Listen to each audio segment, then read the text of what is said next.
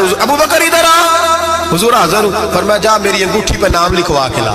اس بات کی لذت سمجھو کہ حضور کام بھیج رہے ہیں۔ جناب صدیق اکبر نے انگوٹھی پکڑی، توجہ ہے میرے تو بات پہ؟ حضور نے فرمایا اس پہ نہ اللہ کا نام لکھوا کے لا۔ کس کا؟ صرف اللہ کا۔ حضور نے بھیجا۔ عقیدہ دیکھیں، اللہ کافی ہے، اس میں شک، لیکن جسے اللہ منوائے اسے بھی ماننا پڑے گا۔ فرمایا جا اللہ کا نام لکھوا کے لا۔ حضرت ابو بکر صدیق کہتے ہیں میں انگوٹھی لے کے گیا، مصور کو کہا اللہ کا نام لکھ دے، کہتے ہیں اچانک میرے دل میں خیال آیا صرف اللہ کا نام۔ حضور کا حکم کیا ہے؟ کہتے ہیں میرے دل میں خیال آیا صرف اللہ کا نام۔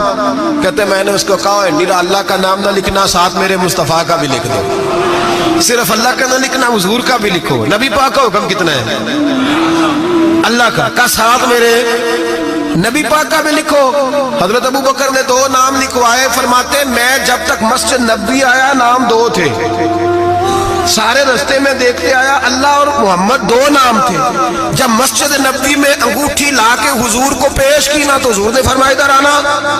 میں قریب آیا، فرمایا تجھے کہا تھا صرف اللہ کا نام لکھوانا، تو 3 لکھوا لایا ہے۔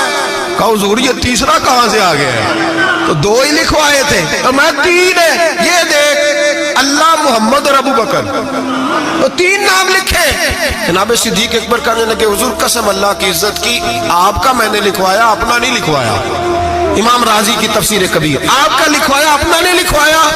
اچانک حضور مسکرانے لگے، حضرت صدیق اکبر کا ماتھا چوما، سینے سے لگا لیا، نبی پاک کی آنکھوں میں آنسو، محبت کے آنسو۔ حضور کیا ہوا؟ فرمایا جبریل آ گئے ہیں اور آ کے کہتے ہیں یا رسول اللہ رب فرماتا ہے ابو بکر نے گوارا نہیں کیا کہ آپ کا نام میرے نام سے جدا ہو، اور اللہ نے گوارا نہیں کیا کہ آپ کے نام سے ابو بکر کا نام جدا ہو۔ یہ اللہ نے گوارا نہیں کیا، اللہ نے گوارا نہیں کیا۔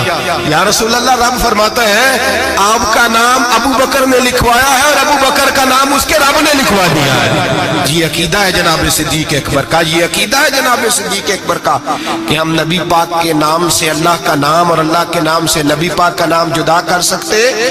خدا کا ذکر کرے ذکر مصطفیٰ نہ کرے، ہمارے منہ میں ہو ایسی زبان خدا نہ کرے۔ جناب صدیق اکبر نے عقیدہ دیا کہ میرے لیے اللہ اور اللہ کا رسول، صدیق کے لیے ہے خدا کا رسول۔ اور بس یاد رکھیں یہ نظریات، یہ افکار ہمیں حضرت ابو بکر صدیق دیتے